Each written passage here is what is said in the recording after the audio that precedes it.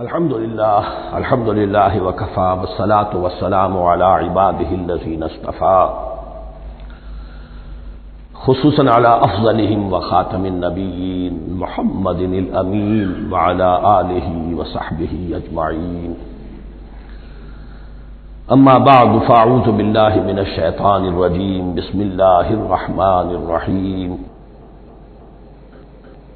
ما ننسخ من آیت او ننسها نأت بخیر منها او مثلها الم تعلم ان اللہ علی کل شیء قدیر الم تعلم ان اللہ له ملک السماوات والارض وما لکم من دون اللہ من ولی ولا نصیر صدق اللہ العظیم۔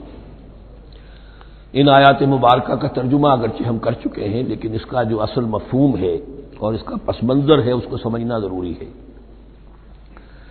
آپ کو معلوم ہے کہ اللہ کا دین آدم سے لے کر این دم تک ایک ہی ہے۔ نوح کا دین، موسیٰ کا دین، عیسیٰ کا دین، محمد کا دین صلی اللہ علیہ وسلم علیہ الصلوۃ والسلام، دین ایک ہی ہے۔ شریعتوں میں فرق رہا ہے، اور یہ فرق جو رہا ہے اس کا اصل سبب یہ ہے کہ نوع انسانی مختلف اعتبارات سے ارتقاء کی مراحل طے کر رہی تھی۔ ذہنی پختگی، شعور کی پختگی، پھر سوشل ایولیوشن، تمدنی ارتقاء، یہ مسلسل جاری تھا۔ لہذا اس ارتقاء کے جس مرحلے میں رسول آئے اسی کی مناسبت سے ان کو تعلیمات دے دی گئی۔ ان میں وہ حصے بھی تھے کہ جو ایٹرنل ہیں، جو ہمیشہ رہیں گے، اور ایسے بھی تھے کہ جو اس زمانے کی مناسبت سے تھے۔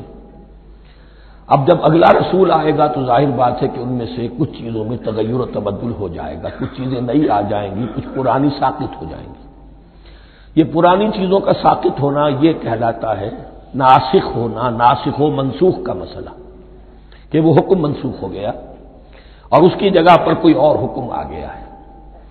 یا تو اللہ تعالیٰ تعین کے ساتھ منسوخ فرماتے ہیں، یا یہ کہ اس شے کو سرے سے لوگوں کے ذہنوں سے زائل کر دیتے ہیں۔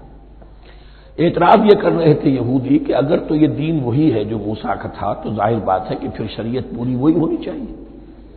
اس کے اعتراض کا جواب ہے جو یہاں دیا جا رہا ہے، اور یہی مسئلہ پھر قرآن میں بھی ہے۔ قرآن کی بھی تدریج کے ساتھ شریعت کی تکمیل ہوئی ہے۔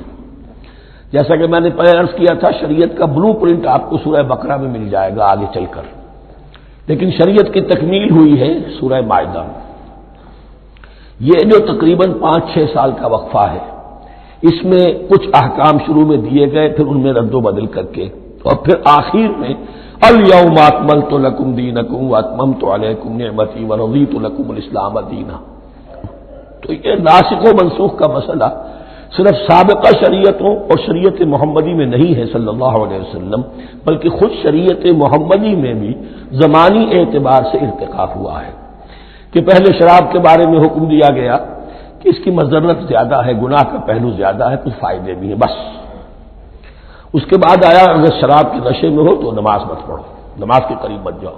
تو مائدہ میں آخری حکم آ گیا، حال انتم منتہون، اب باز آتے ہو کہ نہیں آتے، حرام کر دیا گیا۔ تو یہ تدریجاً ہوا ہے۔ تو ناسخ و منسوخ قرآن میں بھی ہے، اور ناسخ و منسوخ قرآن اور تورات کے مابین بھی ہے۔ تو ہم نہیں منسوخ کرتے کوئی آیت یا بھلوا دیتے ہیں اس کو، نہ آتے بخیر منہا، ہم اس سے بھی بہتر لے آتے ہیں، او مثلہا، یا اس جیسی ہی۔ الم تعلم ان اللہ علی کل شیء قدیر، اب یہ کہ یہ تو اللہ کی اتھارٹی ہے، مالک الملک وہ ہے، دین اس کا ہے، اس میں وہ جس طریقے سے چاہے کسی چیز کے اندر تبدیلی پیدا کر دے۔ الم تعلم ان اللہ لہ ملک السماوات والارض ما لکم من دون اللہ من ولی ولا نصیر ام تريدون ان تسألوا رسولكم كما سئل موسى من قبل، کیا تم یہ چاہتے ہو کہ سوال کرو یا مطالبہ کرو اپنے رسول سے بھی اسی طرح کے جس طرح کی باتیں کی گئی تھی موسیٰ سے پہلے؟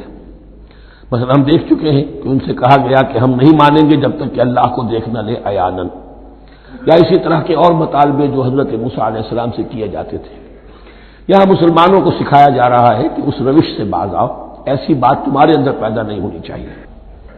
وَمَن يَتَبَدَّلِ الْكُفْرَ بِالْإِيمَانِ فَقَدْ ضَلَّ سَوَاءَ السَّبِيلِ، ظاہر بات ہے ایسی حرکتیں بھی اب مسلمانوں میں سے بھی جو منافقین ان میں شامل تھے وہی کر رہے ہوں گے اس لیے فرمایا کہ جو کوئی ایمان کو ہاتھ سے دے کر کفر کو لے لے گا، یعنی منافق کیونکہ دو طرفہ ہوتا ہے، اب اس کا بھی امکان ہوتا ہے کہ یکسو ہو جائے کفر کی طرف، اور اس کا بھی امکان ہوتا ہے کہ بالآخر یکسو ہو جائے ایمان کی طرف۔ مذبذبین بین ذالک کی کیفیت میں جو مبتلا ہے، اس کے دو یہ امکانات ہیں۔ تو جو کفر کی طرف جا کر مستقل طور پر راغب ہو گیا اس کا ذکر ہے، ومن یتبدل الکفر بالایمان فقد ضل سواء السبیل، تو وہ تو سیدھی راہ سے بھٹک گیا۔ ود کثیر من اہل الکتاب لو یردونکم من بعد ایمانکم کفارا، اہل کتاب میں سے بہت سے لوگ ہیں جو چاہتے ہیں کہ کسی طرح لوٹا کر لے جائیں تمہیں تمہارے ایمان کے بعد پھر کفار بنا دیں۔ یہ ایسے ہی ہے کہ جیسے کسی بلی کی دم کٹ جائے تو وہ یہ چاہے گی کہ ساری بلیوں کی دمیں کٹ جائیں تاکہ وہ کوئی علیحدہ سے نمایاں نہ رہے۔ تو وہ چاہتے تھے کہ یہ چیزیں جو ہیں ان کو واپس لے آیا جائے، اہل ایمان کو بھی کفر میں لے آیا جائے، حسدا من عند انفسہم، اور یہ ان کا طرز عمل ان کے حسد کی وجہ سے کہ کیوں یہ نعمت جو ہے ان کو دے دی گئی۔ من بعد ما تبین لهم الحق، اس کے بعد کہ ان پر حق بالکل واضح ہو چکا ہے، وہ جان چکے ہیں، پہچان چکے ہیں، کسی مغالطے میں نہیں ہے، غلط فہمی میں نہیں ہے۔ فاعفوا واصفحوا، یہ بہت اہم ہے مقام۔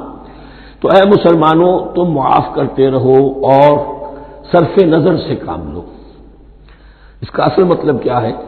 ابھی تو چونکہ مدنی دور کا آغاز ہو رہا ہے، ابھی کشمکش کے اور کشاکش کے اور مقابلے کے اور تصادم کے بڑے سخت مراحل آ رہے ہیں۔ کیونکہ تمہارا سب سے پہلا جو محاذ ہے وہ تو کفار مکہ کے خلاف ہے، سب سے بڑھ کر وہی آئیں گے، تم پر حملے کریں گے، جنگیں ہوں گی۔ تو فوری طور پر یہ جو آستین کے سانپ ہیں ان کو ابھی چھیڑو مت، جب تک یہ پڑے رہیں ڈورمنٹ، انہیں پڑا رہنے دو۔ ایک وقت آئے گا یہاں یوں سمجھیے کہ یہ حکم دیا رہا ہے فی الحال انہیں چھیڑو مت، ان کے طرز عمل کے بارے میں زیادہ توجہ نہ دو، فاعفو، معاف کرتے رہو، درگزر کرتے رہو۔ اور وصفحو کہتے ہیں، صفح کہتے ہیں ایک طرف کا، یہ صفح ہے، یہ ورق ہے، صرف نظر کر لینا، دیکھا اندیکھا کر لینا، نظر انداز کر دینا، حتی یاتی اللہ بامرہ، یہاں تک کہ اللہ اپنا فیصلہ لے آئے۔ ایک وقت آئے گا کہ پھر مسلمانوں کو غلبہ آخری حاصل ہو جائے گا، اور جب جو یہ باہر کے دشمن ہیں ان سے تم نمٹ لو گے، پھر یہ کہ ان اندرونی دشمنوں کے خلاف بھی تمہیں اب آزادی دی جائے گی کہ ان کو بھی ان کے کیفر کردار تک پہنچا دو۔ ان اللہ علی کل شیء قدیر، یقیناً اللہ ہر چیز پر قادر ہے۔ واقیموا الصلاۃ وآتوا الزکاۃ، نماز قائم رکھو، زکوٰۃ دیتے رہو۔ وما تقدموا لانفسکم من خیر تجدوہ عند اللہ، اور جو کچھ بھی تم خیر میں سے، بھلائی میں سے اپنے لیے آگے بھیجو گے، کوئی مال خرچ کر رہے ہو تو خرچ کہاں ہو گیا؟ وہ تو اللہ کے ہاں ڈپازٹ ہو گیا، جمع ہو گیا۔ وما تقدموا لانفسکم من خیر تجدوہ عند اللہ، اسے اللہ کے پاس پاؤ گے۔ ان اللہ بما تعملون بصیر، یقیناً جو کچھ تم کر رہے ہو اللہ اسے دیکھ رہا ہے۔ وقالوا لن يدخل الجنة الا من كان هودا او نصارى، اب دیکھیں جب یہ نئی امت اب تشکیل پا رہی ہے تو یہودی اور نصرانی جو ایک دوسرے کے دشمن تھے مسلمانوں کے مقابلے میں جمع ہو گئے، انہوں نے کہنا یہ شروع کیا وقالوا لن يدخل الجنة، ہرگز نہیں داخل ہوگا جنت میں الا من كان هودا او نصارى، سوائے اس کے جو یا تو یہودی ہو یا نصرانی ہو۔ جیسے ہمارے ہاں بھی ہوتا ہے، اہل حدیث کے مقابلے میں دیوبندی بریلوی جمع ہو جائیں، چاہے وہ آپس میں ایک دوسرے کے ساتھ جو بھی ان کا بیر ہے وہ اپنی جگہ ہے۔ اسی طریقے سے اہل تشیع کے مقابلے میں شاید اور جو ہے اہل سنت کے لوگ جمع ہو جائیں۔ تو ایک کامن اینمی جب آ جاتا ہے تو پھر یہ ہے کہ وہ لوگ جن کے اپنے اندر بڑی کنٹرڈکشنز ہیں وہ پھر ایک متحدہ بحث بناتے ہیں۔ وقالوا لن يدخل الجنة الا من كان هودا او نصارى تلك امانيهم، یہ لفظ دوبارہ آ گیا، یہ ان کی خواہشات ہیں، من گھڑت خیالات ہیں، ان کی وشفل تھنکنگ ہے۔ قل ہاتوا برہانکم ان کنتم صادقین، کہو ان سے لاؤ کوئی دلیل اگر تم سچے ہو، دلیل کتاب سے لاؤ، کہیں تورات میں لکھا ہے یہ، کہیں یہ انجیل میں لکھا ہے، جو تورات اور جو انجیل تمہارے پاس ہے اسی میں سے دکھا دو کہ یہ لکھا ہوا، کہیں لکھا ہوا نہیں۔ اب یہاں پر وہ یونیورسل ٹروتھ آ رہا ہے، بلا من اسلم وجہہ للہ وہو محسن، کیوں نہیں؟ ہر وہ شخص کے جو اپنا چہرہ اللہ کے سامنے جھکا دے اور وہ محسن ہو، اس کا رویہ صدق پر، سچائی پر، حسن کردار پر مبنی ہو، سر کا جھکانا منافقانہ نہ ہو، جزوی نہ ہو کہ کچھ مانا کچھ نہیں مانا۔ بلا من اسلم وجهه لله وهو محسن فله اجره عند ربه، تو اس کے لیے اس کا اجر محفوظ ہے اس کے رب کے پاس۔ فلا خوف علیہم ولا هم يحزنون، نہ ان پر کوئی خوف ہوگا اور نہ ہی وہ حزن سے دوچار ہوں گے۔ یہ دوسری آیت ہے کہ جس سے کچھ لوگوں نے استدلال کیا ہے کہ ایمان بالرسالت ضروری نہیں ہے۔ اب دیکھیے اس کا جواب وہی ہوگا، نمبر ایک تو یہ ہر جگہ پر ساری چیزیں بیان نہیں کی جایا کرتی، کوئی چیز کہیں بیان کی گئی، کوئی کہیں بیان کی گئی ہے۔ کتاب کو لینا ہے تو پوری کو پوری ایک کتاب کی حیثیت سے۔ دوسرا یہ کہ یہ سارا سلسلہ کرام جو ہے، جو دو بریکٹس کے مابین آ رہا ہے، اس میں پہلے سے ہے وَآمِنُوا بِمَا أَنزَلْتُ مُصَدِّقًا لِمَا مَعَكُمْ وَلَا تَكُونُوا أَوَّلَ كَافِرٍ بِهِ، تو وہ تو ضرب کھا رہی ہے اس پورے کے پورے مضامین کے سلسلے سے جو ان دو بریکٹوں کے درمیان آ رہا ہے۔ اب دیکھیے ایک طرف تو ان کا کہنا یہ تھا کہ جنت میں داخل نہیں ہوگا مگر وہی جو یہودی ہو یا نصرانی ہو۔ اب عمل کیا ہے؟ وقالت اليہود لیست النصارى علی شیء، یہودی کہتے ہیں نصارہ کی کوئی حیثیت نہیں، کوئی بنیاد نہیں، کوئی جڑ نہیں۔ وقالت النصارى لیست اليہود علی شیء، اور نصارہ کہتے ہیں کہ یہود کی کوئی بنیاد نہیں، بے بنیاد لوگ ہیں، کوئی حقیقت ان کی حقانیت ہے ہی نہیں۔ وہم یتلون الکتاب، اور مزہ یہ ہے کہ دونوں ایک کتاب پڑھ رہے ہیں۔ اولڈ ٹیسٹمنٹ تو مشترک ہے یہودیوں میں اور عیسائیوں میں، یہ بہت اہم نقطہ ہے۔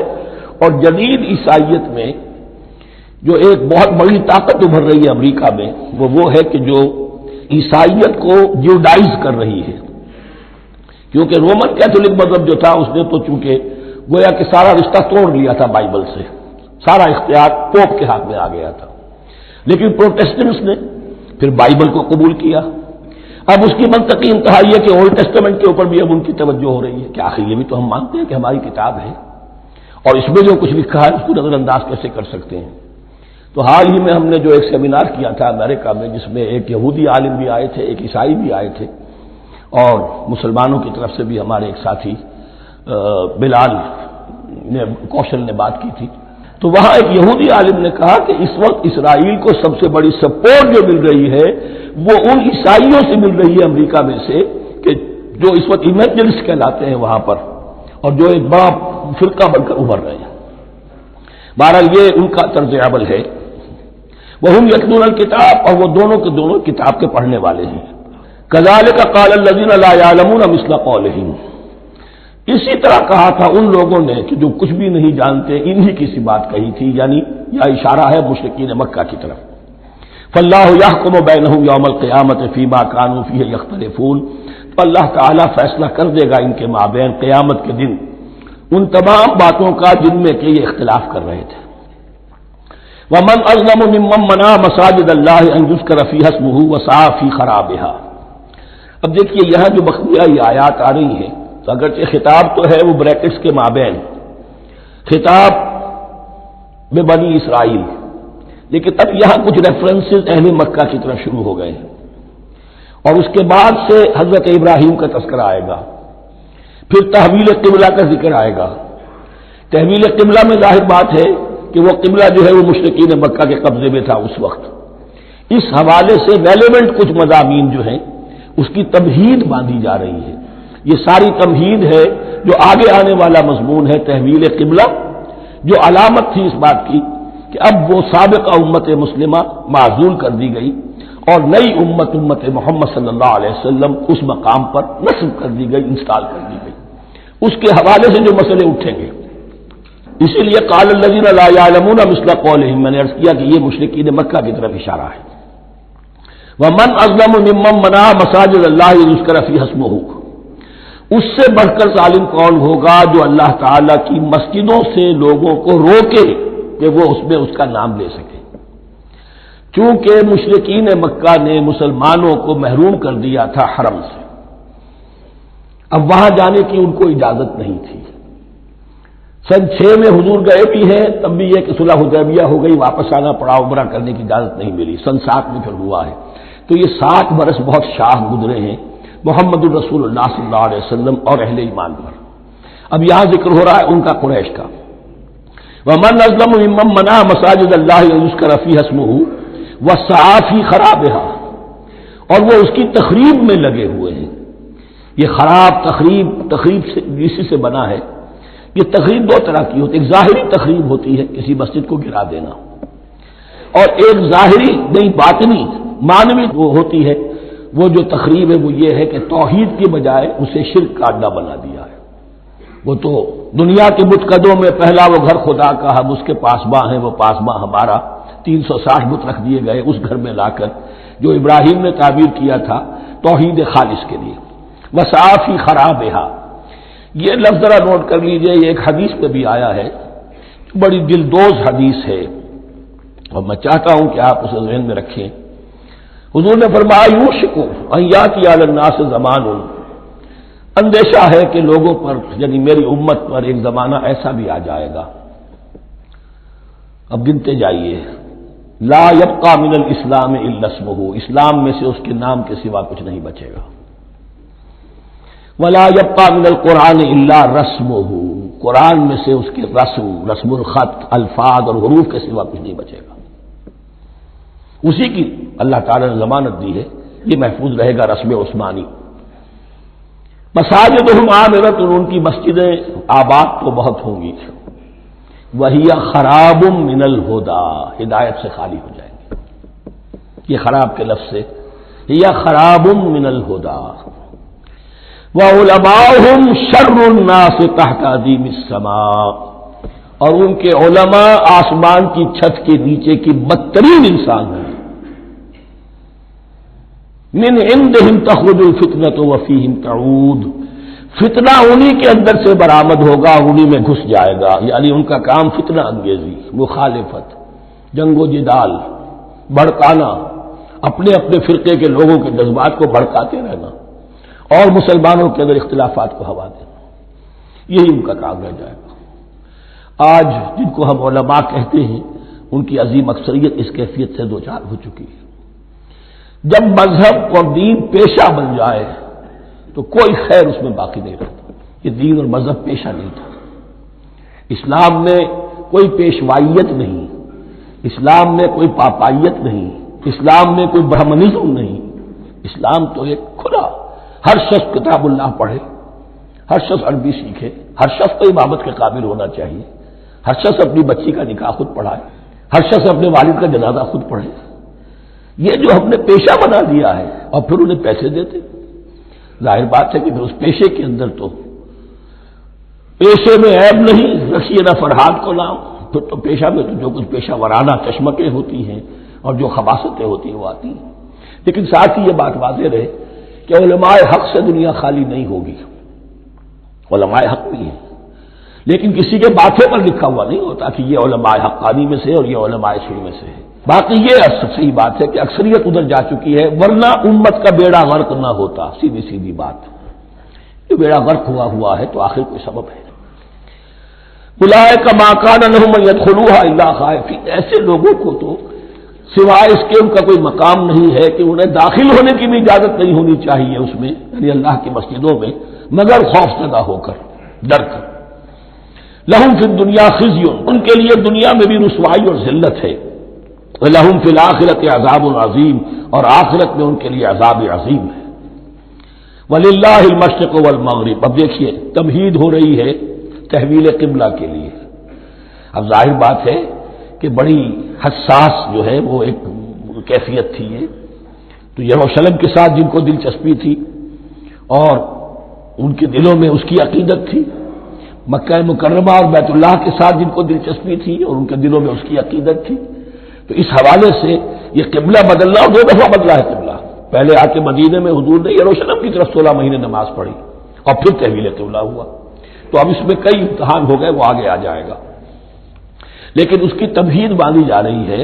للہ المشرق والمغرب، مشرق اور مغرب سب اللہ کے ہیں، یعنی اگر ہم رخ کرتے ہیں مغرب کی طرف تو اس کے معنی یہ نہیں ہے کہ اللہ مغرب میں ہے، معاذ اللہ، اللہ تو جہت سے، مقام سے، ماورا وراء الورا، تو یہ ہے کہ ایک یکسانیت پیدا کرنے کے لیے اجتماعی رنگ دینے کے لیے ایک چیز کو قبلہ بنا دیا، علامت ہے۔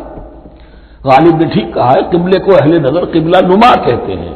قبلہ جو ہے وہ مسجود تو نہیں ہے پرے سرحد ادراک سے اپنا مسجود، قبلے کو اہل نظر قبلہ نما کہتے ہیں۔ للہ المشرق والمغرب فینما تولوا فثم وجہ اللہ، جدھر بھی تم رخ کرو گے وہ اللہ ہی کا رخ ہے۔ ان اللہ واسع علیم، یقیناً اللہ بہت وسعت والا ہے، بہت وسعت والا ہے، وہ کسی سمت میں محدود نہیں ہے، اور علیم ہے، ہر شے کا جاننے والا ہے۔ دیکھیے یہاں یہ آیت کہہ کے اور چھوڑ دیا مسئلہ، اگلے مسئلے پر آ گئے۔ آگے آپ کو پتہ چلے گا کہ یہ در حقیقت ایک تمہید باندھی جا رہی ہے تحویل قبلہ کے لیے۔ وقالوا اتخذ اللہ ولدا سبحانہ، اور ان میں وہ بھی ہیں، اب ظاہر بات ہے یہاں پھر اشارہ ہو رہا ہے وہ اہل مکہ کی طرف، جنہوں نے یہ کہا ہے کہ اللہ نے اولاد اپنے لیے اختیار کی، یعنی وہ کہتے تھے کہ یہ جو فرشتے ہیں یہ اللہ کی بیٹیاں ہیں، نصارہ کہتے تھے کہ حضرت مسیح اللہ کے بیٹے ہیں، اور یہودیوں کا بھی ایک گروہ ایسا تھا جو حضرت عزیر کو اللہ کا بیٹا کہتا تھا۔ بل لہ ما فی السماوات والارض، نہیں، آسمانوں اور زمین میں جو کچھ ہے اسی کی ملکیت ہے، سب مخلوق ہے، مملوک ہے، خالق اور مالک صرف وہ ہے۔ کل لہ قانتون، اور سب کے سب اس کے فرما بردار ہیں، بڑے سے بڑا رسول، بڑے سے بڑا ولی، بڑے سے بڑا فرشتہ، بڑے سے بڑے اجرام سماویہ، سب کل لہ قانتون۔ بدیع السماوات والارض، وہ آسمان اور زمین کو پیدا کرنے والا ہے بغیر کسی شے کے۔ یہ ابداع اور خلق ان میں فرق ہے۔ ابداع، بلکہ شاہ ولی اللہ دہلوی نے حجت اللہ البالغہ کا جو پہلا چیپٹر ہے اس کو یہی 3 عنوان دیے ہیں۔ اللہ تعالیٰ کے افعال بنیادی طور پر 3 ہیں، ابداع، خلق، تدبیر۔ ابداع ہے جسے انگریزی میں کہتے ہیں کریشن ایکس نہیلو، آدم محض سے کچھ بنا دیا، کچھ نہیں تھا اور بنا دیا، کن فیکون، یہ ابداع ہے۔ خلق ہے اب ایک چیز سے دوسری چیز بنانا، گارے سے انسان بنایا، یہ تخلیق ہے، آگ سے جن بنایا، یہ تخلیق ہے، نور سے فرشتے بنائے، یہ تخلیق ہے۔ تو ابداع بدیع وہ ہے کہ جس نے نئی چیز، اسی لیے بدعت ہمارے ہاں کہلاتی ہے وہ شے جو دین میں نہیں تھی اور خام خواہ لا کے شامل کر دی گئی، جس کی کوئی جڑ بنیاد دین میں نہیں ہے، وہ بدعت ہے۔ اس سے یہ لفظ بدیع السماوات والارض، وَإِذَا قَضَىٰ أَمْرًا فَإِنَّمَا يَقُولُ لَهُ كُن فَيَكُونُ، اس کی شان تو یہ ہے کہ جب وہ کسی معاملے کا فیصلہ کر لیتا ہے تو بس کہتا ہے کہ ہو جا، اور وہ ہو جاتی ہے۔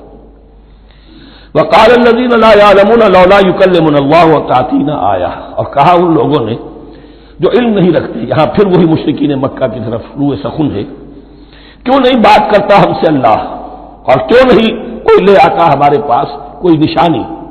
یہ میں عرض کر چکا ہوں، یہ مضمون جو ہے کہ ان کا مطالبہ تھا بہت شدت کے ساتھ کہ کوئی معجزے ویسے ہی دکھاؤ جیسے تم کہتے ہو کہ عیسیٰ نے دکھائے تھے، موسیٰ نے دکھائے تھے، تو ہمارے یہ مطالبے پورے کر دو، ہم مان لیں گے۔ یہ ذکر آئے گا سورہ انعام میں اور پھر سورہ بنی اسرائیل میں۔ کذالک قال الذین من قبلہم مثل قولہم، اسی طرح کی باتیں جو لوگ ان سے پہلے آئے تھے وہ بھی کہتے رہے۔ تشابہت قلوبہم، ان کے دل ایک دوسرے سے مشابہ ہو گئے ہیں۔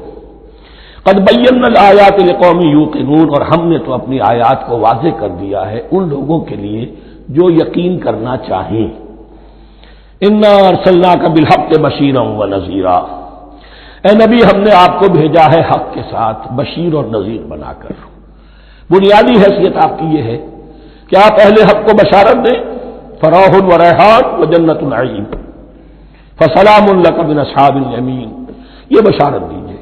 اور جو غلط راستے پر جائیں، کفر کریں، منافقت میں مبتلا ہوں، ملحد ہوں اور بدعملی کریں، ان کو آپ خبردار کر دیجئے کہ جہنم ان کے لیے تیار کر دی گئی ہے۔ آپ کا کام دعوت ہے، ابلاغ ہے، تبلیغ ہے، نصیحت ہے۔ ولا تسأل عن اصحاب الجحیم، آپ سے سوال نہیں کیا جائے گا جہنمیوں کے بارے میں کہ محمد یہ کیوں جہنم میں پہنچ گئے، ہم نے تمہیں بھیجا تھا، تمہارے ہوتے ہوئے یہ جہنمی کیوں ہو گئے، نہیں، یہ آپ کی ذمہ داری نہیں ہے۔ کون جنت میں جانا چاہتا ہے، کون جہنم میں جانا چاہتا ہے، یہ آدمی کا اپنا فیصلہ ہے۔ آپ کا کام ہے کہ حق کو واضح کر دیں، ہاں وضاحت میں کمی نہ رہ جائے، حق واضح ہو جائے، کوئی اشتباہ نہ ہو، بالکل مبرہن ہو جائے، واضح ہو جائے، بس یہ ذمہ داری آپ کی ہے، اس سے زیادہ نہیں۔ یہ مسئولیت جو ہوتی ہے، انسان اگر اپنی اصل مصولیت سے زیادہ ذمہ داری اپنے سر پر ڈال لے تو اس سے بھی بہت بڑی بڑی گمراہیاں پیدا ہوتی ہیں. اور اس کا جو تذکرہ ہو رہا ہے بڑی گمراہی تو معاذ اللہ وہ تو ہمارے حوالے سے ہوتی ہے. ہمارے ہاں کی بہت سی جماعتیں جو ہیں اسی طرح کی غلطیوں کی وجہ سے وہ غلط راستوں پر پڑ گئی, پوری تحریکیں برباد ہو گئی. لیکن یہاں بھی حضور کا معاملہ کیا ہو رہا تھا کہ حضور چاہتے تھے کہ کسی طرح یہ علماء یہود ایمان لے آئے. بہرحال حضور کے دل میں رغبت, آخر مکے میں آپ تھے تو دعائیں مانگتے تھے, اے اللہ عمرو ابن ہشام اور عمر ابن خطاب میں سے کسی ایک کو تو میری جھولی میں ڈال دے. تو اسی طرح کی دعا آپ نے کی ہوگی. فرمایا وَلَن تَرْضَىٰ عَنكَ الْيَهُودُ وَلَا النَّصَارَىٰ حَتَّىٰ تَتَّبِعَ مِلَّتَهُمْ. اے نبی کسی مغالطے میں نہ رہیے, ہرگز راضی نہیں ہوں گے آپ سے نہ یہ یہودی اور نہ نصرانی جب تک کہ آپ پیروی نہ کریں ان کی ملت کی. لہذا امید منقطع کر لیجیے, اس لیے کہ زیادہ امید ہو تو مایوسی ہو جاتی ہے. اقبال نے بہت خوب کہا ہے بندہ مومن کے بارے میں, جس کی امیدیں قلیل جس کے مقاصد جلیل. مقصد اونچا لیکن امید قلیل رکھیے. اللہ چاہے گا تو ہو جائے گا, نہیں چاہے گا تو میرا کام تو اپنی حد تک اپنا فرض ادا کر دینا ہے. اس سے زیادہ کی جو ہے خواہش اپنے دل میں پالیں گے, کسی اجرت پسندی میں گرفتار ہو جائیں گے, کہیں دائیں بائیں ہک اور کرک کے ذریعے سے کہیں پہنچنے کی کوشش کریں گے اور اپنے آپ کو بھی برباد کر دیں گے. لن ترضى عنك اليهود ولا النصارى حتى تتبع ملتهم قل ان هدى الله هو الهدى. کہہ دیجئے دیکھو ہدایت تو ہے اللہ کی ہدایت. ولئن اتبعت اهواهم, اور نبی آپ بھی کان کھول کر سن لیں, اگر آپ نے ان کی خواہشات کی پیروی کی, یہاں ہم جوڑ دیں گے الفاظ بالفرض بفرض محال. اگر آپ نے ان کی خواہشات کی پیروی کی کہ کچھ چلو لے دو کر معاملہ کر لو, کچھ ان کی بات مانو, کچھ اپنی بات منوا لو. یہ مکے میں بھی قریش کی طرف سے بھی آیا تھا کہ کچھ اپنی بات منوا لیجیے, کچھ ہماری بات کمپرومائز کیجیے. اب ظاہر بات ہے کہ یہاں اب یہود کے ساتھ یہی معاملہ ہے. وَلَئِنِ اتَّبَعْتَ أَهْوَاءَهُمْ بَعْدَ الَّذِي جَاءَكَ مِنَ الْعِلْمِ مَا لَكَ مِنَ اللَّهِ مِنْ وَلِيٍّ وَلَا نَصِيرٍ. اور اگر بفرض محال آپ نے پیروی کی ان کی خواہشات کی, اس کے بعد کہ آپ کے پاس علم آ چکا, تو نہیں ہوگا کوئی بھی اللہ کے مقابلے میں آپ کے لیے کوئی مددگار یا حمایتی. معاذ اللہ معاذ اللہ, حق کی تلوار بڑی ننگی ہے. اور یہاں اللہ کا عدل یہ فرد سے فرد تک بدلتا نہیں ہے, نہ امت سے امت کی طرف بدلے گا. قوم اور کسی اور قوم سے ایک معاملہ, کسی دوسری قوم سے کوئی اور معاملہ نہیں. اللہ کے اصول ہیں, اللہ کے قوانین ہیں, اس کی فطرت ہے, فطرت اللہ التی فطر الناس علیہا. پھر یہ کہ اس کی سنت ہے, لن تجد لسنت اللہ تحویلا ولن تجد لسنت اللہ تبدیلا. الذین آتیناہم الکتاب یتلونہ حق تلاوتہ, وہ لوگ کہ جنہیں ہم کتاب دیتے ہیں وہ اس کی تلاوت کرتے ہیں جیسا کہ اس کی تلاوت کا حق ہے. اس پر میں نے اپنے کتابچے میں بحث کی ہے, تلاوت کا اصل حق کیا ہے. مسلمانوں پر قرآن مجید کے حقوق نامی کتابچہ, اب یہاں پہ تفصیل سے بیان کرنے کا وقت نہیں ہے, لیکن ایک بات جان لیجیے کہ تلاوت کا لفظ جو قرآن کے لیے قرآن نے اختیار کیا یہ بڑا ذو معنیین ہے. تلا یتلو ہم اسے بھی کہتے ہیں پڑھنا, اور تلا یتلو کسی کے پیچھے پیچھے چلنے کو کہتے ہیں. والشمس وضحاها والقمر اذا تلاها, سورج کے بعد پیچھے آتا ہے چاند. تو یتلو کے معنی کیا ہے؟ when you are reading the book you are following the text. بعض لوگوں کو دیکھا ہوگا انگلیوں کی چلتی ہے ساتھ ساتھ, وہ بیچارے جو زیادہ ماہر نہیں ہیں تو تاکہ نگاہ ادھر سے ادھر نہ ہو جائے, ایک سطح سے دوسری سطح پر نہ پہنچ جائے, انگلی بھی ساتھ ساتھ پھیرتے ہیں. تو فالوئنگ دی ٹیکسٹ. لیکن اس تلاوت کا اصل حق کیا ہوگا؟ جب آپ اس کتاب کو فالو کریں, اسے اپنا امام بنائیں, اس کے پیچھے چلیں, اس کا اتباع کریں, اس کی پیروی کریں, جس کی کہ دعا ہم کرتے ہیں وَاجْعَلْهُ لَنَا إِمَامًا وَنُورًا وَهُدًى وَرَحْمَةً. تو اللہ تو بنائے گا ہمارا امام اس کو اسی وقت جب کہ ہم فیصلہ کر دیں کہ ہم اس کتاب کے پیچھے چلیں گے. الذین آتیناہم الکتاب یتلونہ حق تلاوتہ اولئک یؤمنون بہ. جو اللہ کی کتاب کی تلاوت کا حق ادا کریں اور اس کی پیروی بھی کریں. وہی ہیں جو اس پر ایمان رکھتے ہیں. جو نہ تلاوت کا حق ادا کریں نہ پیروی کریں، وہ دعویٰ کریں کہ ہمارا ایمان ہے تورات پر اور کتاب پر، تو یہ دعویٰ جو ہے جھوٹا دعویٰ ہے. میں وہ حدیث آپ کو سنا چکا ہوں، ما آمن بالقرآن من استحل محارمہ، جس شخص نے قرآن کی کسی حرام کردہ شے کو اپنے لیے حلال کر لیا، اس کا قرآن پر کوئی ایمان نہیں. ومن یکفر بہ فاولئک ھم الخاسرون، اور جو اس کا کفر کرے گا تو وہی لوگ ہیں خسارے میں رہنے والے. اب وہ بریکٹ بند ہو رہی ہے. وہ آیت کے جو 6 رکوع کے شروع میں آئی تھی دوبارہ آ گئی جوں کہ توں. یا بنی اسرائیل اذکروا نعمتی التی انعمت علیکم وانی فضلتکم علی العالمین. یہ ترتیب ذہن میں رکھیے. اور دوسری آیت بھی جو کہ توں، صرف یہ ہے کہ ترتیب تھوڑی سی بدلی ہے. بریکٹ یوں بناتے ہو تو اس کی چونچ ادھر ہوتی ہے تو اس کی چونچ ادھر ہوتی ہے. تو اسی طریقے سے ذہن میں رکھیے کہ دوسری آیت کی ترتیب تھوڑی سی بدل دی درمیانی، اور وہ بھی درمیان میں چونچ والا معاملہ جو ہوتا ہے. واتقوا یوما لا تجزی نفس عن نفس شیئا، یہ تو جو کہ تو وہی ہے، ڈرو اس دن سے جس دن کوئی جان کسی دوسری جان کے کام نہ آ سکے گی. ولا يقبل منها عدل، وہاں کیا تھا ولا يقبل منها شفاعت، یہاں کیا آیا ولا يقبل منها عدل، نہ اس سے کوئی فدیہ قبول کیا جائے گا. ولا تنفعها شفاعت، یہ شفاعت بعد میں لے آئے، عدل پہلے لے آئے. وہاں شفاعت پہلے ہے، عدل بعد میں، بس یہ تبدیلی ہے. ولا هم ينصرون، اور یہ پھر جو کا تو وہی جو پہلی آیت میں تھا، جو 6 رکوع کی دوسری آیت ختم ہوئی، نہیں انہیں کوئی مدد مل سکے گی. یہ جو حصہ تھا جو تقریباً 10 رکوعوں پر مشتمل تھا، سورہ بقرہ کے 18 رکوع کہ جن میں روح سخن ہے سابقہ امت مسلمہ کی طرف. 4 رکوع بڑے عموم کے حامل تھے، لیکن بین السطور وہاں بھی اشارے موجود تھے. روح سخن جو تھا وہ بنی اسرائیل کی طرف. 10 رکوعوں میں صراحت کے ساتھ ساری گفتگو انہی سے ہے، الا یہ کہ ایک جگہ مسلمانوں سے خطاب کر لیا، کچھ آخر میں اہل مکہ کا تذکرہ بھی ہو گیا. اب اس کے بعد ذکر شروع ہو رہا ہے حضرت ابراہیم علیہ السلام کا. وہ بات سمجھ لیجیے کہ کیا وجہ ہے اس کی. دیکھیے حضرت ابراہیم کی دفع کی یہ 2 شاخیں چلی، ویسے تو 3 ہیں. عام طور پر لوگوں کے علم میں ہے کہ 2 بیویاں تھیں. حضرت ہاجرہ سے حضرت اسماعیل پیدا ہوئے، بڑے تھے.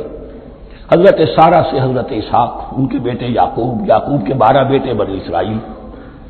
حضرت اسماعیل کو حضرت ابراہیم نے آباد کیا خانہ کعبہ کے پاس لا کر، بواد غیر ذی زرع، تو وہاں یہ جو ہے نسل چلی.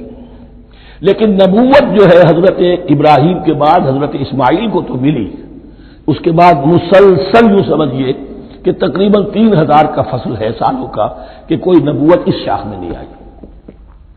نبوت کا سلسلہ چلا دوسری شاخ میں، حضرت یعقوب، حضرت اسحاق، حضرت یعقوب، حضرت یوسف، چلتے جائیے. حضرت موسیٰ اور ہارون سے شروع ہو کر حضرت عیسیٰ اور یحییٰ تک 1400 برس مسلسل. اگرچہ تیسری شاخ بھی تھی، بنو قطورہ کہلاتے، تیسری اہلیہ آپ کی تھی قطورہ. بنی قطورہ میں سے ان کی اولاد بڑی کثیر تھی. ان میں سے ایک مدین تھے، مدین یا مدیان، ان میں حضرت شعیب کی بعثت ہوئی تھی. حضرت شعیب بھی حضرت ابراہیم کی نسل میں سے ہیں، لیکن بنی مدیان میں سے. بہرحال اب چونکہ حضور کی بعثت ہوئی بنی اسماعیل میں، ادھر بنی اسرائیل ہے، ان سے یہ خطاب ہو رہا ہے سابقہ امت مسلمہ. اور اب یہ امامت الناس منتقل ہونے والی ہے بنی اسرائیل سے بنی اسماعیل کو. تو اب اگر اس انتقال کے وقت نقل، اگر وہ جو کامن فیکٹر ہے اس کا تذکرہ کیا جائے تو بات آسان ہو جائے گی. ابراہیم ہی تو جد امجد ہے نا تمہارے، تم یعقوب کی اولاد ہو ٹھیک ہے، لیکن یعقوب کس کے بیٹے تھے؟ اسحاق کے. اسحاق کس کے بیٹے تھے؟ ابراہیم کے. تو یہ دوسری نسل میں تو ابراہیم ہی کی ہے. اس حوالے سے ان کے لیے سہل بنایا جا رہا ہے کہ بات کو سمجھو. یہ صرف یہ ہے کہ 2 پیڑھی اوپر جا کر مل گئے اور اللہ نہ کر سکا. اور حضرت ابراہیم نے خانہ کعبہ کی تعمیر کی اور اسے اب مرکز بنانا ہے اہل توحید کا. لہذا یہ ساری گفتگو اب شروع ہو رہی ہے. 4 رکوع اب وہ ہے 15 سے شروع ہو کر 18 تک، جن کا اصل مضمون ہے تحویل قبلہ. وَإِذِ ابْتَلَىٰ إِبْرَاهِيمَ رَبُّهُ بِكَلِمَاتٍ فَأَتَمَّهُنَّ، اور ذرا یاد کرو جب ابراہیم کو آزمایا اس کے رب نے بہت سی باتوں میں. میرا ایک کتاب چاہے حضرت ابراہیم کی شخصیت پر، حج اور عید الاضحیٰ اور ان کی اصل روح، اور اس میں ایک تحریر ہے، ایک تقریر ہے. جو تحریر ہے وہ مجھے بہت پسند ہے کہ کیسے کیسے امتحان آئے ہیں حضرت ابراہیم علیہ السلام پر. فَأَتَمَّهُنَّ، اب یہ ایک جملے میں ایک پوری داستان ہے. اس نے ان سب کو پورا کیا، سب میں پاس ہو گیا، ہر امتحان سے کامیابی کے ساتھ وتھ فلائنگ کلرز ہر امتحان سے نکلے. قال انی جاعلک للناس اماما، تب ہم نے کہا اے ابراہیم اب میں تمہیں نوع انسانی کا امام بنانے والا ہوں. قال ومن ذریتی، انہوں نے کہا اور میری نسل کے بارے میں بھی یہ وعدہ ہے کہ نہیں؟ قال لا ینال عہد الظالمین، فرمایا میرا یہ عہد ظالموں سے متعلق نہیں ہوگا. مطلب کیا ہوا کہ تمہاری نسل میں سے جو صاحب ایمان ہوں گے، نیک ہوں گے، سیدھے راستے پر چلیں گے، ان سے ہمارا وعدہ ہے، لیکن نسلیت کی بنیاد پر نہیں ہے کہ جو بھی تمہاری نسل میں سے لازماً وہ اس وعدے کا مصداق بن جائے. وَإِذْ جَعَلْنَا الْبَيْتَ مَثَابَةً لِلنَّاسِ وَأَمْنًا، اور یاد کرو جب کہ ہم نے گھر کو، اپنے گھر کو، بیت اللہ کو قرار دے دیا لوگوں کے لیے زیارت کی جگہ، لوٹ کے آنے، لوٹ کر آؤ، حج کرو. مثابۃ للناس وامنا، اور اسے امن کا گھر قرار دے دیا. فاتخذوا من مقام ابراہیم مصلی، اور ہم نے حکم دیا کہ مقام ابراہیم کو اپنی جائے نماز بنا لو، نماز پڑھنے کی جگہ بنا لو. آج کل تو بعض علماء نے یہ کہا ہے کہ مقام ابراہیم سے مراد کوئی خاص پتھر نہیں ہے، بلکہ اصل میں وہ تو پوری جگہ جو تھی وہ مقام ابراہیم، حضرت ابراہیم وہاں آباد ہوئے تھے. لیکن صحیح بات وہی ہے جو ہمارے سلف سے چلی آ رہی ہے، روایات پختہ ہیں اس کے بارے میں کہ جس طریقے سے حجر اسود جنت سے آیا ہے، ایسے ہی یہ بھی ایک پتھر تھا کہ جو جنت سے لایا گیا حضرت ابراہیم کے لیے جب وہ تعمیر کر رہے تھے. کوئی اور ذرائع تو ابھی تھے ہی نہیں، اس کے اوپر وہ کھڑے ہوتے تھے اور یہ پتھر ہی اونچا ہوتا جاتا تھا خود. اب جیسے جیسے تعمیر اوپر جا رہی ہے تو اس کے لیے یہ پتھر اونچا ہوتا تھا. وہ پتھر ہے جو مقام ابراہیم اب بھی محفوظ ہے، اور وہاں پر پھر طواف کر کے کعبے کا مکمل، پھر اس کے آس پاس جو ہے 2 رکعت جو ہے وہ ادا کی جاتی ہے نماز. وَعَهِدْنَا إِلَىٰ إِبْرَاهِيمَ وَإِسْمَاعِيلَ أَن طَهِّرَا بَيْتِيَ لِلطَّائِفِينَ وَالْعَاكِفِينَ وَالرُّكَّعِ السُّجُودِ، اور ہم نے عہد لے لیا تھا ابراہیم اور اسماعیل سے کہ تم دونوں ہمارے اس گھر کو، بیتیا میرے اس گھر کو پاک رکھو. اب یہ تطہیر بھی دونوں طرح کی ہوگی، ظاہری صفائی بھی ہو، گند نہ ہو، تاکہ ظاہر آئیں تو ان کے دلوں میں جو کدورت پیدا نہ ہو، کوفت نہ ہو، کھلی فضا ہو، صاف رکھو. اور تطہیر باطنی، وہاں توحید کا چرچا ہو، کوئی اور کفر اور شرک جو ہے وہ نہ آنے پائے. ان طہرا بیتی للطائفین والعاکفین، طواف کرنے والوں کے لیے، اعتکاف کرنے والوں کے لیے، والرکع السجود، اور رکوع اور سجود کرنے والوں کے لیے. وَإِذْ قَالَ إِبْرَاهِيمُ رَبِّ اجْعَلْ هَٰذَا بَلَدًا آمِنًا وَارْزُقْ أَهْلَهُ مِنَ الثَّمَرَاتِ مَنْ آمَنَ مِنْهُمْ بِاللَّهِ وَالْيَوْمِ الْآخِرِ. اور یاد کرو جب کہ ابراہیم نے کہا تھا اے میرے پروردگار اس گھر کو امن کی جگہ بنا دے، اور اس کے رہنے والوں، اس کے ہاں آباد ہونے والوں کو یعنی بنی اسماعیل کے لیے ان کو رزق عطا فرما، میووں کا اور پھلوں کا. من آمن منہم باللہ والیوم الآخر. اب یہاں حضرت ابراہیم خود رک گئے کہ میں اپنی ساری اولاد کے لیے یہ دعا نہ کروں، اس لیے کہ وہاں روک دیا گیا تھا لا ینال عہد الظالمین. تو جو بھی ان میں سے ایمان اور عمل صالح والے ہوں اور یوم آخر پر ایمان رکھتے ہوں، اجعل هذا البلد آمنا وارزق اهله من الثمرات من آمن منهم باللہ والیوم الآخر. اب یہاں دیکھیے اللہ تعالیٰ نے گویا کہ ہم کہیں گے ازرہ شفقت مسکراتے ہوئے گویا کہ فرمایا کہ ابراہیم قال ومن کفر، تمہاری اولاد میں سے جو کفر کرے گا فأمتعه قلیلا، اس کو بھی میں دنیا کا ساز و سامان تو دوں گا. امامت میں شامل نہیں کر سکتا، لیکن یہ کہ دنیاوی طور پر مال و متاع جو ہے وہ ان کو بھی میں دوں گا. ومن کفر فأمتعه قلیلا ثم اضطره الى عذاب النار، ہاں پھر اسے کشاں لے آؤں گا جہنم کے عذاب کی طرف. وبئس المصیر، اور وہ بہت ہی بری جگہ ہے لوٹنے کی. وَإِذْ يَرْفَعُ إِبْرَاهِيمُ الْقَوَاعِدَ مِنَ الْبَيْتِ وَإِسْمَاعِيلُ، اور یاد کرو جب کہ ابراہیم اٹھا رہے تھے ہمارے گھر کی بنیادوں کو، اور اسماعیل باپ بیٹا دونوں لگے ہوئے تھے. یہاں لفظ جو قواعد آیا ہے اس کو نوٹ کیجئے. قواعد قاعدے کی جمع ہے اور یہ بنیادوں کو کہا جاتا ہے، اور اس میں اشارہ ہے حضرت ابراہیم اصل معمار اور بانی نہیں ہے کعبے کے. کعبہ بنایا ہے حضرت آدم نے. ان اول بیت وضع للناس للذی ببکہ، پہلا گھر. اب کیسے ممکن تھا حضرت آدم علیہ السلام کے زمانے سے لے کر اور حضرت ابراہیم تک کم و بیش جو ہے 4000 برس ہے. عام اندازہ جو ہے تورات کا اگر آپ لگائیں تو کوئی مسجد نہیں بنی ہوگی کیا؟ یہ پہلا گھر ہے، پہلا وہ گھر خدا کا. تو اس کی بنیادیں رہ گئی تھیں، باقی وہ امتداد زمانہ سے، اور چونکہ یہ سیلاب کا راستہ تھا، سیلاب کی وجہ سے وہ سب جو ہے دیواریں بہہ گئی تھی، صرف بنیادیں تھیں. ان بنیادوں کو پھر وَإِذْ بَوَّأْنَا لِإِبْرَاهِيمَ مَكَانَ الْبَيْتِ، یہ سورہ حج میں جا کر مضمون تفصیل سے آئے گا. اب میں آئے گا کہتا ہوں، آ چکا ہے حقیقت کے اعتبار سے، اس لیے کہ یہ ساری مکی صورتیں ہیں جو نازل ہو چکی ہیں سورہ بقرہ سے بہت پہلے. تو جب وہ ان بنیادوں کو اٹھا رہے تھے تو دعائیں مانگ رہے تھے. ربنا تقبل منا انک انت السمیع العلیم، اے رب ہماری اس کوشش کو، ہماری اس مشقت کو، محنت کو قبول فرما. باہر گھر بنا رہے ہیں، پتھر اٹھا اٹھا کر لا رہے ہیں. حضرت اسماعیل کی عمر اس وقت لگ بھگ 13 برس ہے، ہاتھ بٹا رہے ہیں. ربنا تقبل منا انک انت السمیع العلیم، اے رب ہماری اس کوشش کو شرف قبول عطا فرما، یقیناً تو سب کچھ سننے والا اور جاننے والا ہے. ربنا وجعلنا مسلمین لک، اور اے رب ہمیں اپنا فرما بردار بنائے رکھ. نوٹ کیجئے ابراہیم کہہ رہے ہیں. تو میں اور آپ اگر مطمئن ہو جائیں کہ میری موت لازماً حق پر ہوگی تو بہت بڑا دھوکہ ہے. ڈرتے رہنا چاہیے، اللہ کی پناہ طلب کرتے رہنا چاہیے. ربنا وجعلنا مسلمین لک، اے اللہ ہم دونوں کو اپنا فرما بردار بنائے رکھ. ومن ذریتنا امۃ مسلمۃ لک، اور ہم دونوں کی نسل میں سے اٹھائیو برپا کی جو ایک امت جو تیری فرما بردار امت ہو. وارنا مناسکنا، اور اے پروردگار تیرا گھر تو ہم نے یہ بنا دیا، اب اس کے جو رسومات ہیں وہ ہمیں سکھا، جو مناسک حج ہیں. ارنا مناسک، اب کیسے حج کریں، کیا آداب ہوں گے، طواف کیسے ہوگا، کیا کریں گے. وتب علینا، اور ہم پر اپنی شفقت کی نظر فرما. انک انت التواب الرحیم، یقیناً تو ہی ہے بہت ہی زیادہ توبہ کا قبول فرمانے والا اور شفقت کے ساتھ رجوع کرنے والا اور رحم فرمانے والا. ربنا وبعث فیہم رسولا منہم، اور اے ہمارے پروردگار ہماری اس نسل میں، اب چونکہ ہماری نسل مراد ہے بنی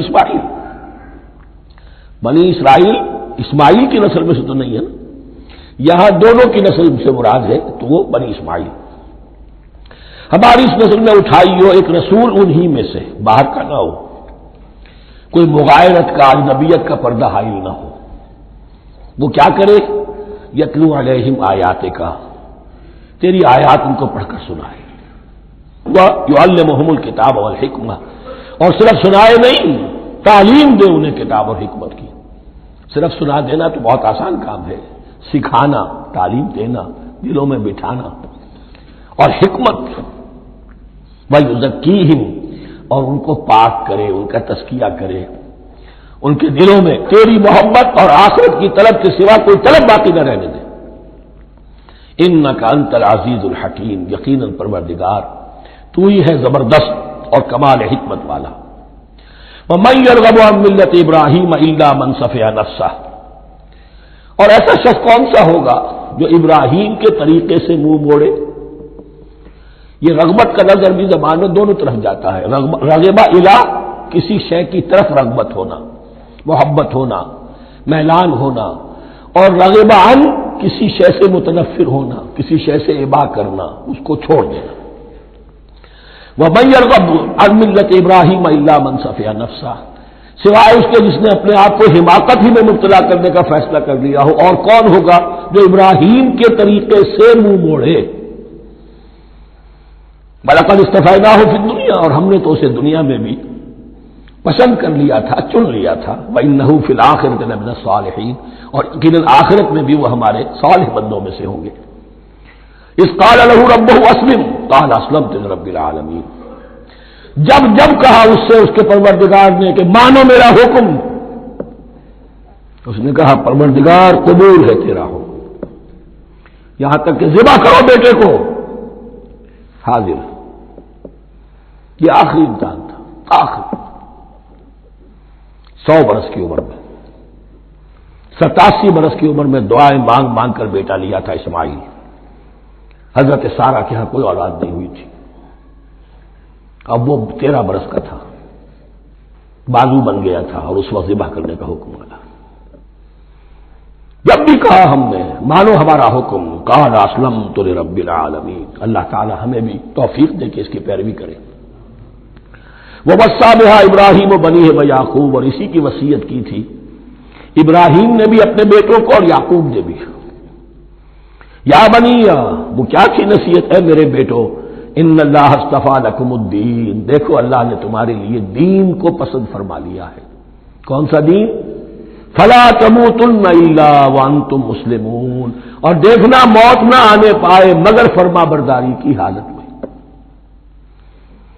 یہی بات آئے گی سورہ آل عمران میں مسلمانوں سے خطاب کر کے، یا ایھا الذین آمنوا اتقوا اللہ حق تقاتہ ولا تموتن الا وانتم مسلمون، اور ان الدین عند اللہ الاسلام ومن یبتغ غیر الاسلام دینا فلن یقبل منہ۔ ام کنتم شہداء اذ حضر یعقوب الموت، کیا تم اس وقت موجود تھے جب یعقوب کی موت کا وقت آیا؟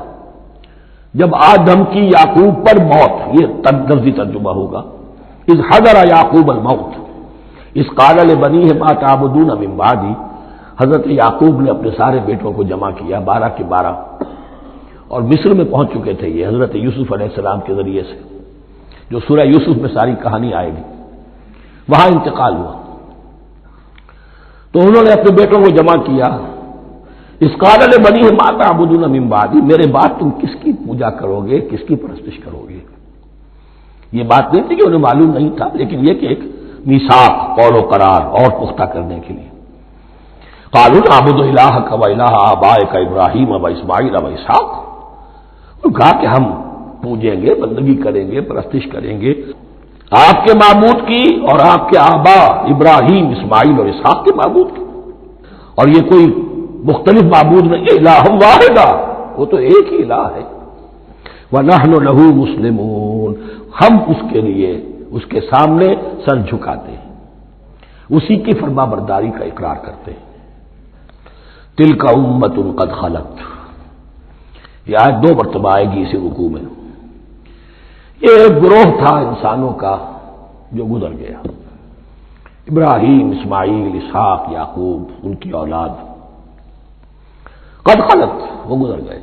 لہا ما کسبت ولکم ما کسبتم، ان کے لیے تھا جو انہوں نے کمایا اور تمہارے لیے ہوگا جو تم کماؤ گے، یعنی یہاں پدرم سلطان بود کا کوئی مقام نہیں ہے، ہر شخص کے لیے اپنا عمل، اپنا ایمان، اپنی کمائی۔ ولا تسألون عما كانوا يعملون، تم سے یہ نہیں پوچھا جائے گا کہ وہ کیا کرتے تھے، تم سے پوچھا جائے گا تم کیا کر کے لائے ہو۔ تو راچے ہے پدرم سلطان بود، تو راچے ہے، تم کیا ہو بھائی، تو اپنی بات کرو، باپ تمہارا سلطان تھا ہوگا۔ وقالوا كونوا هودا أو نصارى تهتدوا، لیکن اس پس منظر میں اب ان کی خباثت کو نمایاں کیا جا رہا ہے کہ یہ تو تھی وصیت ابراہیم کی اور یعقوب کی، اور اس وقت کے یہود و نصارہ کا کیا رویہ ہے، قالوا كونوا هودا أو نصارى تهتدوا، وہی متحدہ محاذ حضور کے خلاف۔ یا تو یہودی، انہوں نے کہا کہ یا یہودی ہو جاؤ یا نصرانی تو ہدایت پر ہو جاؤ گے۔ قل بل ملت ابراہیم حنیفہ، کہہ دیجئے نہیں، بل نتبع، ہم تو نتبع یہاں پر محذوف مانیے، بل نتبع ملت ابراہیم حنیفہ، نہیں، ہم تو پیروی کریں گے ابراہیم کے طریقے کی، بالکل یکسو ہو کر۔ وما کان من المشرکین، اور وہ مشرکوں میں سے نہیں تھے۔ قولوا آمنا باللہ، اب یہاں مسلمانوں کو حکم دیا جا رہا ہے، دیکھو تم ان کے جو کچھ وہ کہتے ہیں اس کے جواب میں تم یہ کہو، قولوا کہو آمنا باللہ، ہم ایمان رکھتے ہیں اللہ پر، وما انزل الینا، اور جو کچھ نازل کیا گیا ہماری جانب، وما انزل الی ابراہیم و اسماعیل و اسحاق و یعقوب، اور جو کچھ نازل کیا گیا ابراہیم اور اسماعیل اور اسحاق اور یعقوب کی طرف، والاسباط اور ان کی اولاد کی طرف، وما اوتی موسیٰ و عیسیٰ اور جو کچھ دیا گیا موسیٰ کو اور عیسیٰ کو، وما اوتی النبیون من ربہم اور جو کچھ دیا گیا تمام نبیوں کو ان کے رب کی طرف سے، لا نفرق بین احد منہم ہم ان میں سے کسی کے مابین تفریق نہیں کرتے، ہم سب کو مانتے ہیں۔ دیکھیے ایک ہے تفضیل، کسی کو ایک کو زیادہ افضل سمجھنا دوسرے سے، یہ اور بات ہے، وہ تو سورہ آل عمران میں آئے گا تلک الرسل فضلنا بعضهم علی بعض۔ تفریق یہ کہ ایک کو مانے ایک کو نہ مانے، ان رسولوں میں سے ایک کا انکار سب کا انکار، لا نفرق بین احد منہم ونحن له مسلمون، اور ہم نے تو اسی کی فرما برداری کا قلادہ اپنی گردن میں ڈال دیا ہے۔ فَإِنْ آمَنُوا بِمِثْلِ مَا آمَنْتُمْ، پھر اے مسلمانوں اگر یہ بھی ایمان لائیں یہود اور نصارہ بالکل اسی طرح جیسے تم ایمان لائے ہو، نو کمپرومائز، ٹھیک ٹھیک وہی دین اختیار کریں، وہی راستہ جو کہ محمد کے ذریعے سے تمہیں دیا گیا صلی اللہ علیہ وسلم، فَإِنْ آمَنُوا بِمِثْلِ مَا آمَنْتُمْ بِهِ فَقَدِ اهْتَدَوْا، تب وہ ہدایت پر ہوں گے۔ وَإِنْ تَوَلَّوْا اور اگر وہ پیٹھ موڑ لے فَإِنَّمَا هُمْ فِي شِقَاقٍ تو اس کے معنی یہ ہیں کہ وہ زدم زدہ میں اور دشمنی کے اندر وہ مبتلا ہو چکے ہیں۔ فَسَيَكْفِيكَهُمُ اللَّهُ تو اے نبی آپ کے لیے ان کے مقابلے میں اللہ کافی رہے گا، آپ فکر نہ کریں، آپ کسی کمپرومائز کی دعوت کی طرف توجہ ہی نہ دیں، کچھ دو کا معاملہ سوچیں بھی نہ، ان کی مخالفتوں سے آپ مرعوب نہ ہوں، ان کی دھمکیوں کا کوئی اثر نہ دے۔ فَسَيَكْفِيكَهُمُ اللَّهُ اللہ کافی رہے گا آپ کے لیے ان سب کے مقابلے میں، وَهُوَ السَّمِيعُ الْعَلِيمُ اور یقیناً وہ سب کچھ سننے والا اور جاننے والا ہے۔ ایسا نہیں ہے کہ اسے معلوم نہ ہو کہ آپ اس وقت کن حالات میں ہیں، کیسی مشکلات میں ہیں، کس طرح کی نازک صورتحال دن بدن جو ہے شکل بدل رہی ہے، لیکن آپ قائم ہیں۔ یہ ہے جگہ جہاں پر خون پڑا ہوا ہے، اس نسخے میں جو حضرت عثمان تلاوت فرما رہے تھے، اور اس وقت باغیوں نے انہیں شہید کیا ہے، ان کی زوجہ محترمہ نائلہ انہوں نے بچانا چاہا ہے تو ان کی انگلیاں کٹ گئیں اور خون جو ہے وہ فَسَيَكْفِيكَهُمُ اللَّهُ ان الفاظ پر وہ خون پڑا ہے، وہ دبا بھی موجود ہے۔ وَهُوَ السَّمِيعُ الْعَلِيمُ اور وہ سب کچھ سننے والا اور جاننے والا ہے۔ صبغۃ اللہ کیا مانی یہاں پر بھی ایک آپ کو محذوف ماننا ہوگا، اخترنا صبغۃ اللہ ہم نے تو اختیار کر لیا ہے اللہ کے رنگ کو، وَمَنْ أَحْسَنُ مِنَ اللَّهِ صِبْغَةً وَنَحْنُ لَهُ عَابِدُونَ اور اللہ سے بہتر رنگ کس کا ہوگا، اور ہم تو بس اسی کی بندگی اسی کی پرستش کرنے والے ہیں۔ قُلْ أَتُحَاجُّونَنَا فِي اللَّهِ وَهُوَ رَبُّنَا وَرَبُّكُمْ اے نبی ان سے کہیے کہ کیا تم ہم سے محاجہ کر رہے ہو، حجت بازی کر رہے ہو، جھگڑ رہے ہو، دلیل بازی کر رہے ہو اللہ کے بارے میں؟ وَهُوَ رَبُّنَا وَرَبُّكُمْ وہ تو ہمارا رب بھی ہے تمہارا رب بھی ہے، رب تو ایک ہے، رب بھی ایک اس کا دین بھی ایک، ہاں شریعتوں میں فرق ہوا ہے۔ قُلْ أَتُحَاجُّونَنَا فِي اللَّهِ وَهُوَ رَبُّنَا وَرَبُّكُمْ وَلَنَا أَعْمَالُنَا وَلَكُمْ أَعْمَالُكُمْ رب تو ہمارا بھی وہ تمہارا بھی وہ، البتہ ہمارے لیے ہوں گے ہمارے عمل، تمہارے لیے ہوں گے تمہارے عمل۔ وَنَحْنُ لَهُ مُخْلِصُونَ اور ہم تو اس کے لیے اپنے آپ کو خالص کر لینے والے۔ یہ ذرا 3 الفاظ یہاں پہ نوٹ کر لیجئے، یہ میرے اور آپ کے لیے لمحہ فکریہ ہیں۔ نحن لہو مسلمون 136ویں آیت اس پر ختم ہوئی، ہم اس کے سامنے سر تسلیم خم کرتے ہیں، ان میں سے تو ہم بھی شامل ہیں۔ نحن لہو عابدون آیت نمبر 138 ہم اس کی بندگی کرنے والے ہیں، اسی کی بندگی کرنے والے ہیں۔ تو صرف اسلام نہیں، عبادت اور ٹوٹل عبادت، ٹوٹل بندگی، پوری زندگی میں اس کے ہر حکم کی پیروی اور اطاعت۔ اس سے آگے بات آئی وَنَحْنُ لَهُ مُخْلِصُونَ یہ عبادت اخلاص کے ساتھ نہیں ہے تو منافقت ہے، اس عبادت سے کوئی دنیا کی منفعت پیش نظر نہ ہو، سوداگری نہیں، یہ عبادت خدا کی ہے۔ دنیا بنانا، دنیا کمانا، دین کو ذریعہ بنانا، اس سے بڑی اور اس سے گری ہوئی کوئی حرکت نہیں۔ اخلاص، حضور نے فرمایا من صلی یرائی فقط اشرکا ومن صام یرائی فقط اشرکا ومن تصدق یرائی فقط اشرکا۔ جس نے نماز پڑھی دکھاوے کے لیے اس نے شرک کیا، جس نے روزہ رکھا دکھاوے کے لیے اس نے شرک کیا، اور جس نے صدقہ خیرات دیا دکھاوے کے لیے اس نے شرک کیا۔ فنحن له مخلصون، نحن له مسلمون، نحن له عابدون، نحن له مخلصون۔ اللهم ربنا اجعلنا منهم، اللهم ربنا اجعلنا منهم۔ ام تقولون ان ابراہیم واسماعیل واسحاق ویعقوب والاسباط كانوا هودا او نصارى، کیا تمہارا کہنا یہ ہے کہ ابراہیم اور اسماعیل اور اسحاق اور یعقوب اور ان کی اولاد یہودی تھے یا نصرانی تھے؟ تم جو کہتے ہو کہ یا یہودی ہو جاؤ یا نصرانی تب ہدایت پاؤ گے، تو ابراہیم یہودی تھے یا نصرانی؟ اور اسحاق اور یعقوب اور یوسف اور موسیٰ اور عیسیٰ یہ کون تھے؟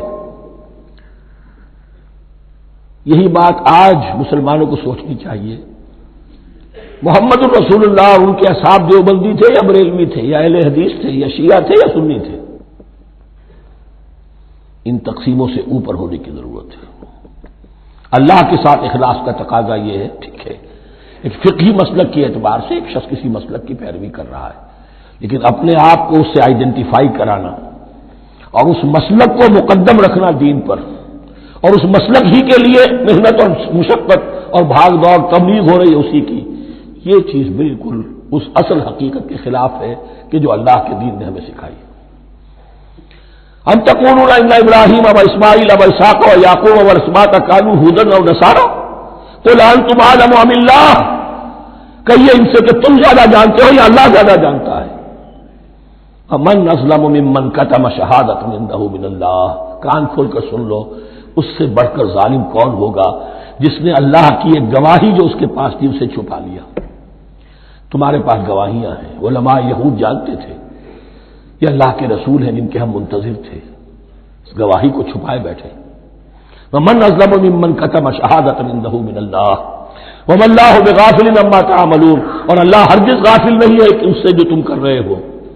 تلک امۃ قد خلت، یہ گروہ مقدس جماعت تھی یہ جس کے یہ گلے سرسبد تھے، یہ گزر گئے۔